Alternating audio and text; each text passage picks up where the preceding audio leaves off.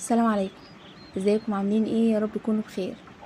الفيديو ده مش هيعجب ناس كتير، بس الموضوع بقى مستفز جدا وكان لازم اتكلم فيه. مبدئيا، لو اول مرة بتشوفوني، انا لمسة قلب، ودي قناتي بتكلم فيها عن تفاصيل حياتنا وكل حاجة بتلمس قلوبنا.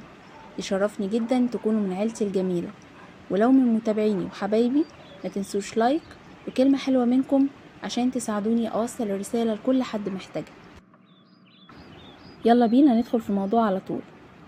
بنشوف كابلز كتير متجوزين، طول ما هما كويسين الدنيا زي الفل، جوزي وحبيبي وعمري وكلام جميل وحب يملى الدنيا والسوشيال ميديا، ويصوروا احلى اللحظات ويبان انهم اجمل واسعد زوجين في العالم.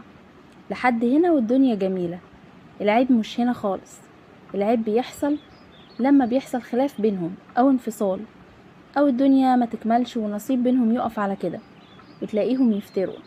يا الله، فجأة وبدون مقدمات الحب ده كله بيتحول لكراهية عمياء.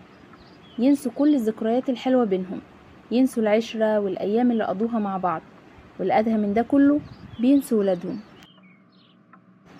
تبص تلاقيهم طالعين السوشيال ميديا أو قاعدين في جلسة عائلية، كل واحد بيطلع أقذر ما في التاني، بيفضحوا أسرار بعض ويجيبوا في سيرة بعض بأبشع الكلام، كأنه مفيش لحظات أو ذكريات حلوة جمعتهم في يوم، وكأني مفيش بينهم عيش وملح. يا جماعة، هو احنا للدرجة دي بقينا بننسى الأصول؟ هو احنا ليه لما بنختلف لازم نتحول لأعداء حرب؟ عايزة أقول لكل اتنين وصلوا للحظة النهاية، طالما خلص النصيب ما بينكم وما توفقتوش انكم تكملوا في طريق واحد، ده قدر ربنا وكل شيء بأمر الله.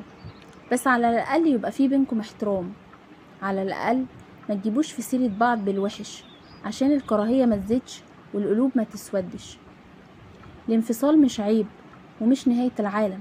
ربنا سبحانه وتعالى شرع الانفصال لما الحياة بتستحيل، وقال عز وجل: فإمساك بمعروف أو تسريح بإحسان. فين بقى الإحسان اللي أمر بيه ربنا؟ فين الحفاظ على حرمة العشرة؟ على الأقل عشان خاطر الولاد اللي بينكم، لأن هما اللي بيدفعوا التمن غالي قوي، بيدفعوه من نفسيتهم واستقرارهم لما بيسمعوا أبوهم وأمهم بيشتموا في بعض. أرجوكم سيبوا لولادكم ذكرى طيبة عنكم، واعرفوا ان الباب اللي بيتقفل بالمعروف ما بيسيبش وراه دمار.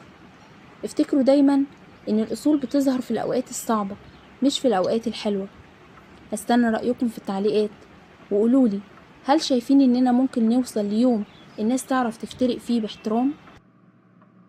دمتم بخير، بشوفكم في فيديو جديد إن شاء الله. سلام عليكم.